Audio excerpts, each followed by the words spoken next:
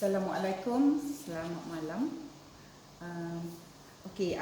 Hari ini kita nak belajar tajuk permintaan, sambungan daripada tajuk yang kita pelajari sebelum exam hari itu. Tajuk yang terakhir kita belajar ialah permintaan, iaitu hukum permintaan. DD ni ialah demand. Okey. Apa dia hukum permintaan? Bila harga, price tinggi, kuantiti turun. Bila harga dijual rendah, kuantiti diminta atau nak dibeli naik. Ini adalah sifat kita sebagai pengguna. Semakin tinggi harga, semakin sedikit kuantiti diminta. Sebaliknya, semakin rendah harga, semakin banyak kuantiti diminta. Baik, kemudian kita ada belajar juga tajuk keluk permintaan.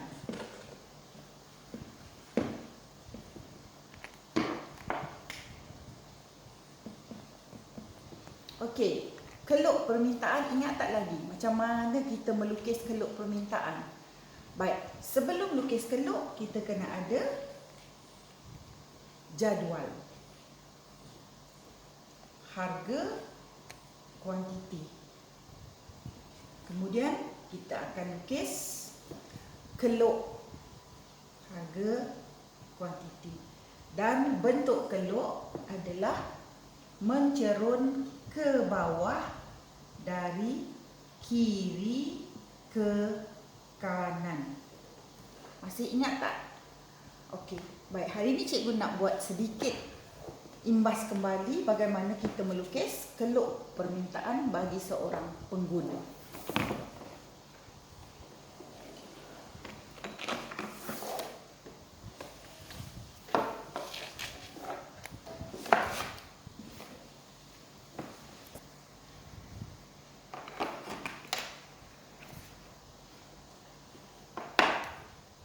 Baik. Ini adalah jadual permintaan Ali terhadap pen. Ini adalah kolom harga, ini adalah kolom kuantiti. Baik. Ini harga. Pada harga RM1, kuantiti diminta ialah 6. Bila harga naik kepada RM2, kuantiti diminta turun kepada 4. Bila harga RM3, kuantiti diminta turun kepada 2. Dan berdasarkan jadual ini, kita akan melukis keluk permintaan. Baik. Step yang pertama, kita akan melukis paksi.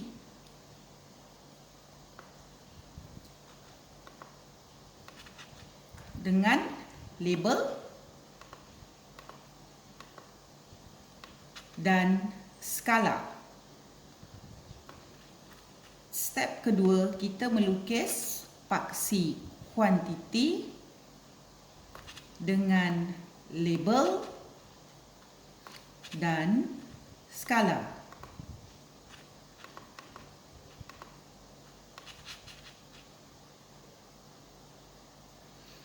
Dan kita akan memplot titik ini. Harga RM1, kuantiti 6.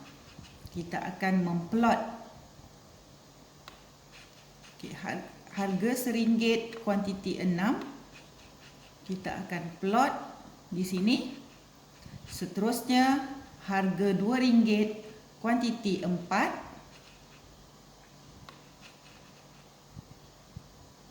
Dan seterusnya, harga RM3, kuantiti 2. Baik, apabila telah terbentuk tiga-tiga keluk, kita akan mencantumkan titik untuk membentuk keluk permintaan. Dan kita akan melabelkan dengan label DD.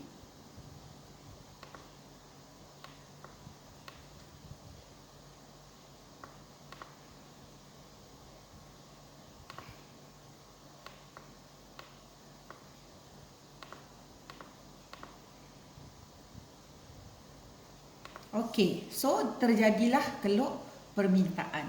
Tetapi ini adalah keluk permintaan hanya bagi Ali, seorang individu.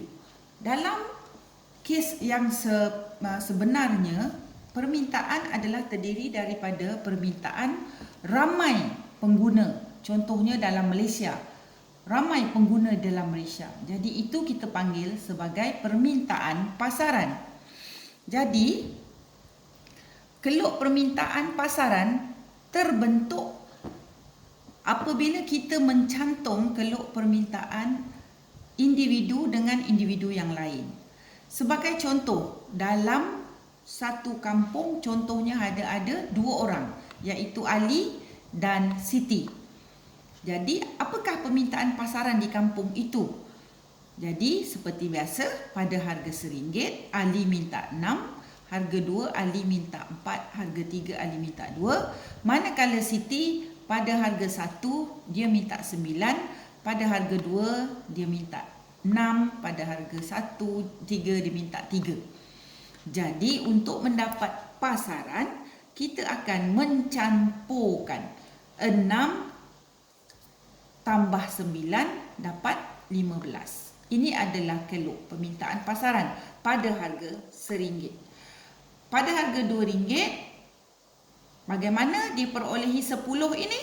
Iaitu 4 tambah 6. Dan pada harga RM3, 2 tambah 3. Baik.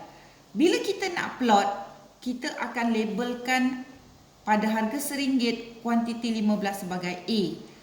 Pada harga 2 kuantiti 10 sebagai B. Dan pada harga 3 kuantiti 5 sebagai C. Seterusnya kita akan memplotlah titik seperti mana saya melukis keluk individu Ali tadi.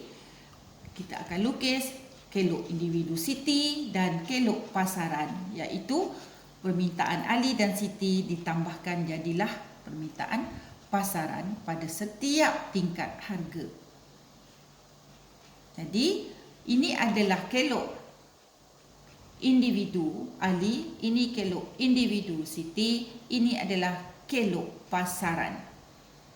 Jadi keluk pasaran, kita tengok di sini pada harga 3, Ali minta 2, pada harga 3 Siti minta 3, jadi pada harga 3 5 kuantiti pasaran. Ya, jadi keluk ini mesti dilukis selari begini. Tak boleh 2 atas 1 bawah ataupun 1 1 1 ke bawah. Mesti melintang selari begini. Okey. Baik. Seterusnya kita nak menghuraikan bagaimana pembentukan keluk ini. Jika soalan bertanya, bagaimana anda melukis pembentukan keluk? Jadi, kita akan menggunakan teknik yang cikgu telah cipta, iaitu 3 titik cantum sihat. Apa dia 3 titik cantum sihat? Mula-mula kita menguraikan ke 3 titik. Seterusnya, kita mengatakan apabila titik ABC dicantumkan, jadilah keluk pasaran. Dan kita menghurai seterusnya sifat keluk, iaitu cerun ke bawah dari kiri ke kanan. Dan seterusnya hubungan harga dengan kuantiti ialah songsang. Okey. Jadi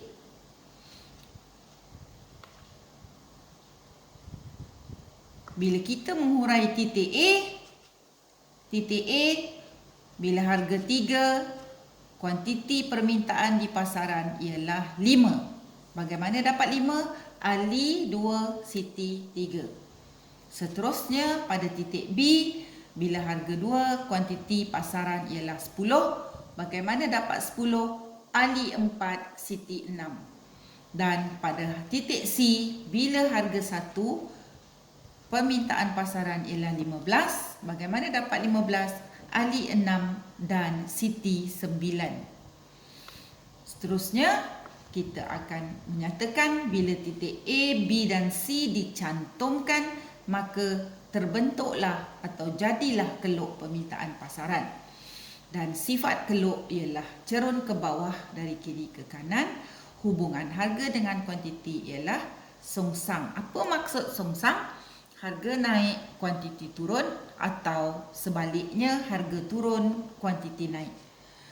Menunjukkan ini adalah selari dengan hukum permintaan, iaitu semakin tinggi harga, semakin kurang kuantiti diminta dan sebaliknya.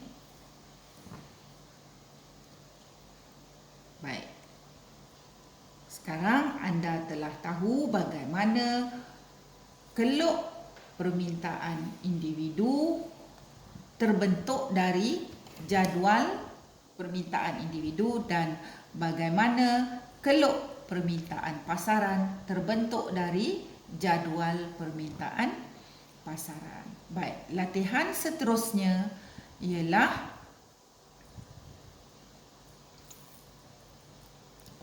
hanya 2 soalan mudah.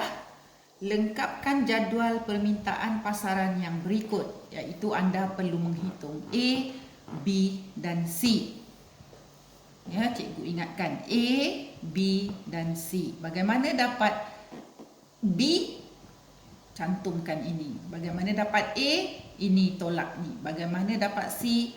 Cantumkan. Jadi saya yakin anda boleh jawab soalan ini. Selepas itu anda lukiskan kertas graf dan lukiskan pembentukan keluk permintaan pasaran.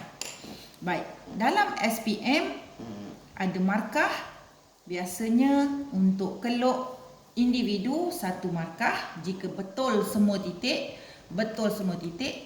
keluk individu dapat 1 dan keluk pasaran betul 3 titik dapat 3 markah. Jadi jumlah untuk keluk permintaan pasaran semua adalah 5 markah.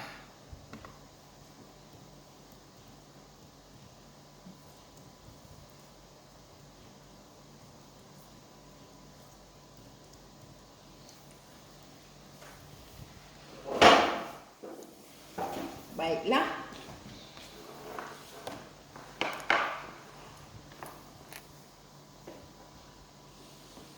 Itu sahaja untuk hari ini. 2 latihan itu buat dalam buku latihan anda masing-masing. Besok pukul 10 kita akan bincang. Sekian, terima kasih.